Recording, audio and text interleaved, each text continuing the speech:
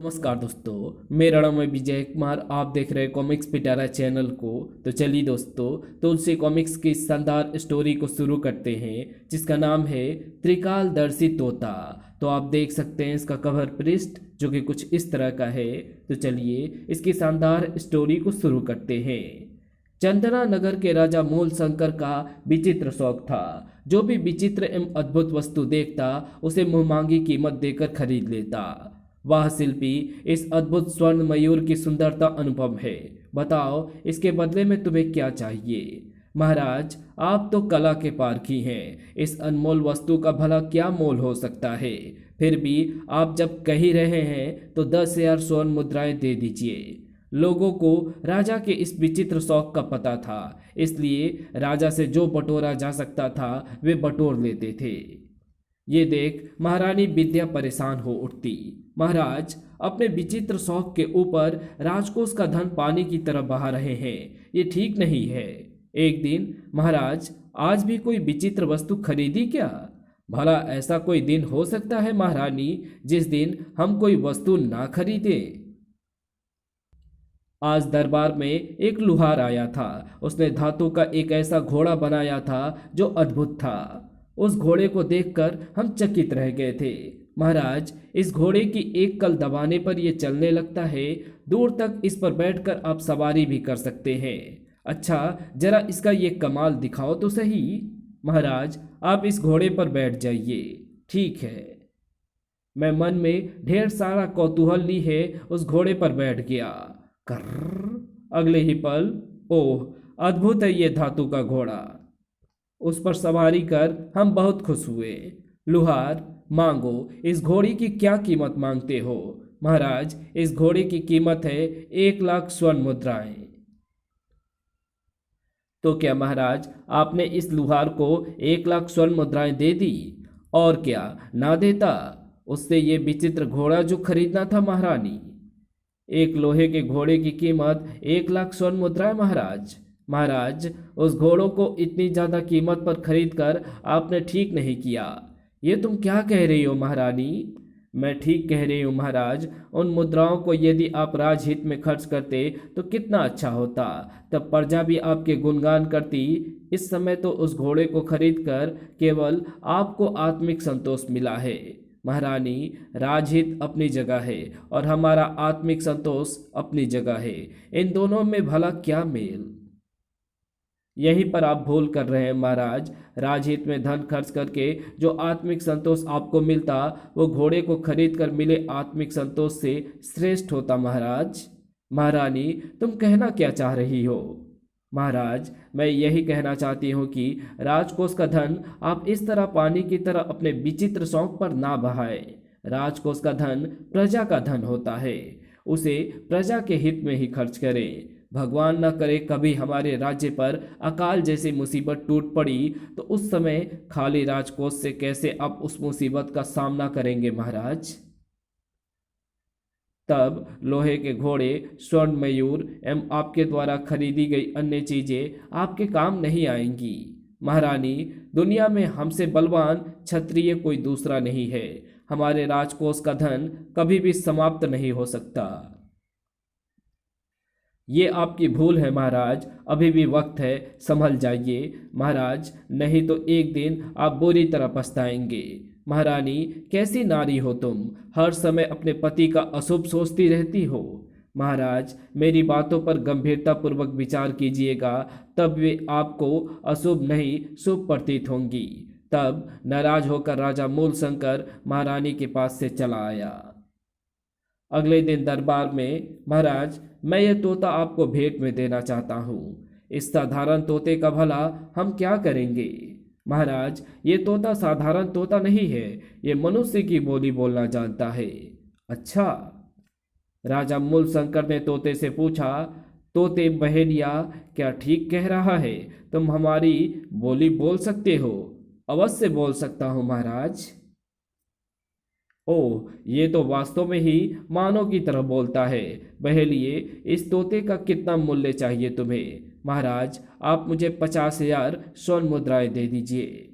उसी संध्या को महारानी जी, आज महाराज ने एक तोता 50,000 स्वर्ण मुद्राओं में खरीदा है। ये आप क्या कह रहे हैं प्रधानमंत्री जी? हाँ महारानी जी, महाराज राजकोष का धन अपने विचित्र शौक पर खर्च कर रहे हैं। अब तो राज्य की प्रजा भी महाराज के इस शौक के बारे में तरह तरह की बातें करने लगी है। राजकोष का धन महाराज अपने विचित्र शौक पर दोनों हाथों से लुटा रहे हैं और धन के अभाव में राजहित के समस्त कार्य रुके पड़े हुए हैं। ओह प्रधानमंत्री जी, ये तो आपने बड़ी दुखद बात बताई है।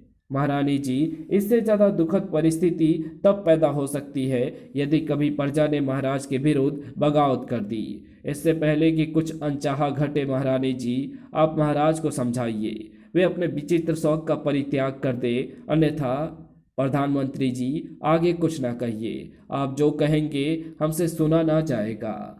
उसी रात को कैसे आई महारानी विद्या? लगता है महाराज अभी तक मुझसे नाराज हैं। नहीं, ऐसी कोई बात नहीं है महारानी। महाराज, क्या आज आपने ये तोता खरीदा है? हाँ महारानी, जानती हो ये तोता मानव की भाषा बोलता है। अच्छा महारानी, तुम इससे बोल कर देखो, ये तुम्हें मनुष्य की बोली में जवाब देगा। महाराज, यदि आप अनुमति दें तो मैं इस तोते को अपने कक्ष में ले जाऊं। अपने कक्ष में तोते को क्यों ले जाना चाहती हो महारानी? महाराज, मैं एकांत में इस तोते से बात करना चाहती हूँ। ओह, तो ये बात है। ठीक है, ले जाओ। मूल शंकर ने तोते का पिंजरा उसे दे दिया। महारानी विद्या उसे लेकर चली। उसे लेकर वो अपने कक्ष में आई। उसने तोते के पिंजरे को अपने सामने रखा और तोते, क्या तुम सचमुच मनुष्य की बोली बोलते हो? हाँ महारानी। तोते, मानो कि ये भाषा तुमने कैसे सीखी? महारानी जी, मैंने तोते की योनि में अधिकांश समय ऋषि याज्ञवल्क्य के आश्रम में स्थित वट वृक्ष के ऊपर गुजारा है। आश्रम में रहकर मैंने ऋषि याज्ञवल्क्य से मानव की बोली एवं जप ध्यान की अन्य बातें सीखी है। ओह, तब तो तुम महाराज को सही रास्ता दिखा सकते हो तोते। तोते, महाराज मूल शंकर को विचित्र शौक है। वे जो भी अद्भुत वस्तु देखते हैं उसे मुंह मांगे दामों पर खरीद लेते हैं। जैसे बहेलिए से तुम्हें उन्होंने 50,000 स्वर्ण मुद्राओं में खरीदा है। वे राजकोष का धन ऐसी ही वस्तुओं पर खर्च करते रहते हैं। राजहित के कामों में वे ध्यान ना देते हैं और ना ही धन लगाते हैं। मैं उन्हें समझाते समझाते हार गई, पर वे मेरी बात समझने को तैयार ही नहीं है। तुम ऋषि के संपर्क में रहे हो, तुम ही उन्हें कोई ऐसी राह दिखाओ जिनसे वे राजकाज में ध्यान देने लगें और अपने विचित्र शौक का परित्याग कर दें। ठीक है महारानी, कल मैं ऐसा ही करूँगा, आप चिंता ना करें। अगले दिन प्रातः, लीजिए महाराज, कैसा लगा हमारा ये तोता महारानी? महाराज, ये तोता तो वास्तव में ही अद्भुत है। मानव की बोली में बड़ी मीठी मीठी और ध्यान ज्ञान की बातें करता है। चलो, तुम्हें हमारे द्वारा खरीदी कोई वस्तु तो पसंद आई महारानी? तोता मूल शंकर को सौंप महारानी विद्या वहां से चली आई। तब मूल शंकर ने तोते से कहा, तोते, क्या तुम बता सकते हो कि दुनिया में कोई बलवान राजा है जो मेरी बराबरी कर सके? तोता उससे बोला, महाराज, किसी राजा महाराजा को बलवान बताना बेईमानी है। ये तुम क्या कह रहे हो तोते? मैं ठीक कह रहा हूँ महाराज, बलवान तो सिर्फ काल है। मैं कैसे मान लूँ तुम्हारी ये बात? महाराज, मैंने अपनी आंखों से काल की एक अद्भुत घटना देखी है। आप कहें तो उस घटना को सुनाऊं? हाँ हाँ, सुनाओ तोते। वन के अंदर मैंने एक सुनहरी चिड़िया देखी। बड़ी सुंदर चिड़िया है। ऐसी चिड़िया आज तक मैंने नहीं देखी। तभी, ओह, बहेलिया इधर ही आ रहा है। इससे पहले कि मुझ पर इसकी दृष्टि पड़े मुझे छिप जाना चाहिए। मैं पेड़ के पत्तों में छिप गया। तब तक बहेलिया पेड़ के समीप आ गया था। ओह, सुनहरी चिड़िया, ये तो दुर्लभ पक्षी है, इसे पकड़ना चाहिए। बहेलिया सुनहरी चिड़िया को पकड़ने की कोशिश करता, इससे पहले कि फर्र उड़कर चिड़िया बहेलिया के हाथ के ऊपर जा बैठी। ये इस चिड़िया ने क्या किया? स्वयं मौत के मुंह में चली गई। बहेलिया ने उसे मुट्ठी में दबोच लिया। अब बचकर कहाँ जाएगी तू? बहेलिया, मुझे छोड़ दो और मैं जहाँ ले जाऊं वहाँ चल। ओह, तू तो मनुष्य की तरह बोल रही है। कौन है तू? बहलिए, इस बहस में ना पड़ कि मैं कौन हूँ कौन नहीं हूँ। मैं तुझे धनवान बनाने आई हूँ, इसलिए जहाँ मैं चलती हूँ वहाँ चल। तुम सच कह रही है? मैं बिल्कुल सच कह रही हूँ। तो मुझे छोड़ दे बहेलिया, और मैं जहाँ उड़कर जाऊँ तो वहीं चल।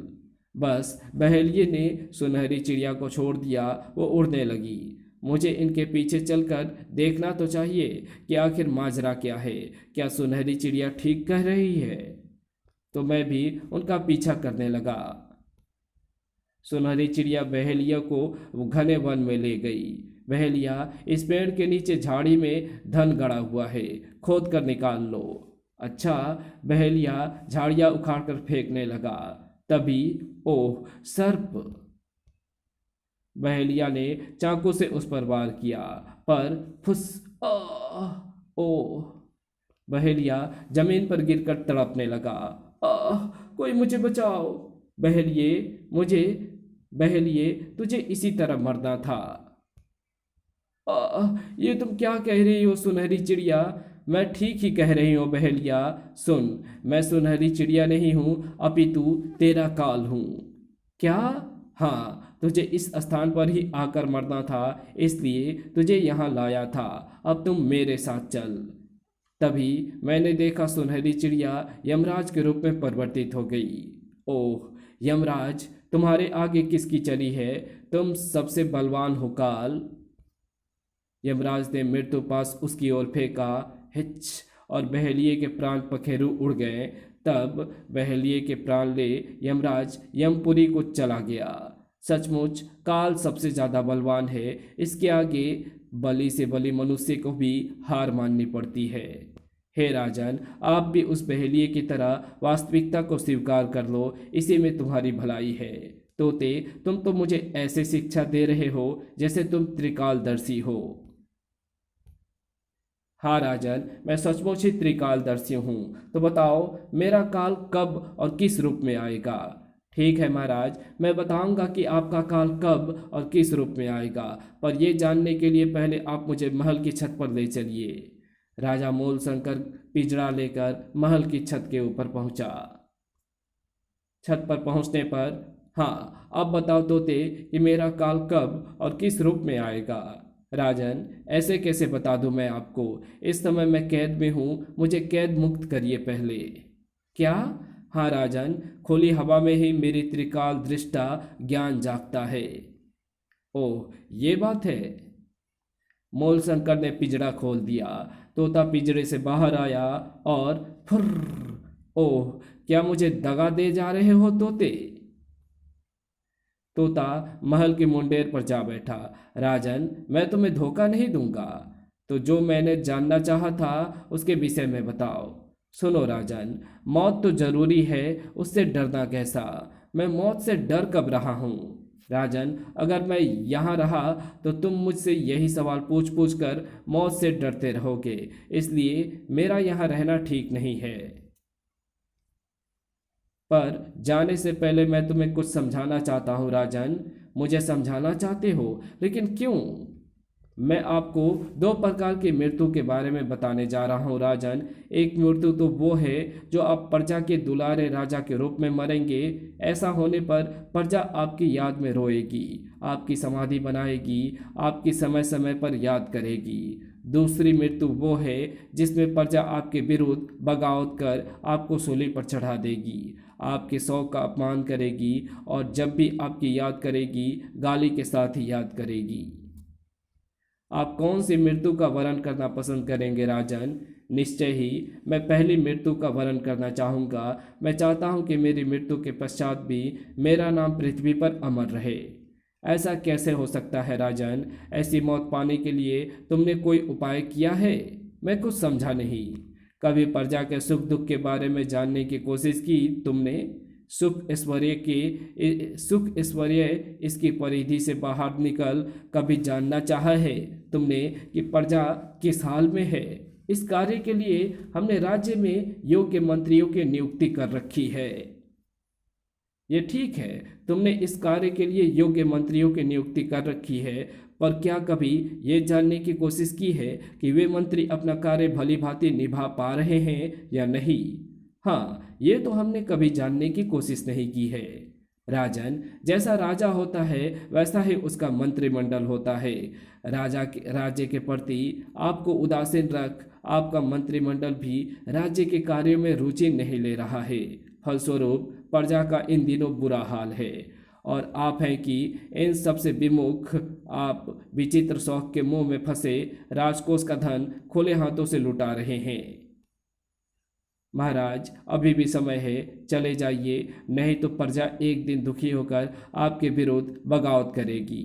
तोते, तुमने सही राह दिखाकर मेरी बंद आंखें खोल दी है। तुम सचमुच ही त्रिकालदर्शी हो। मैं कसम खाता हूँ कि आज के बाद कभी भी अपने विचित्र शौक के ऊपर राजकोष का धन खर्च नहीं करूँगा और राजकाज में अपना ध्यान लगाऊंगा। तब तोता खुले आकाश में उड़ गया। राजा मूल शंकर के स्वभाव में उस दिन से अप्रत्याशित बदलाव आ गया। उसने अपना विचित्र शौक पूरी तरह त्याग दिया और राजकाज में मन लगाने लगा। और इसी के साथ ये कहानी यहीं समाप्त होती है। तो आपको ये वीडियो कैसी लगी? अगर आपको ये वीडियो पसंद आई हो तो इस वीडियो को लाइक शेयर कमेंट ज़रूर कर देना। चैनल पे नए हो तो चैनल को सब्सक्राइब कर ऑल नोटिफिकेशन को सिलेक्ट ज़रूर कर लेना। Thanks for watching my videos.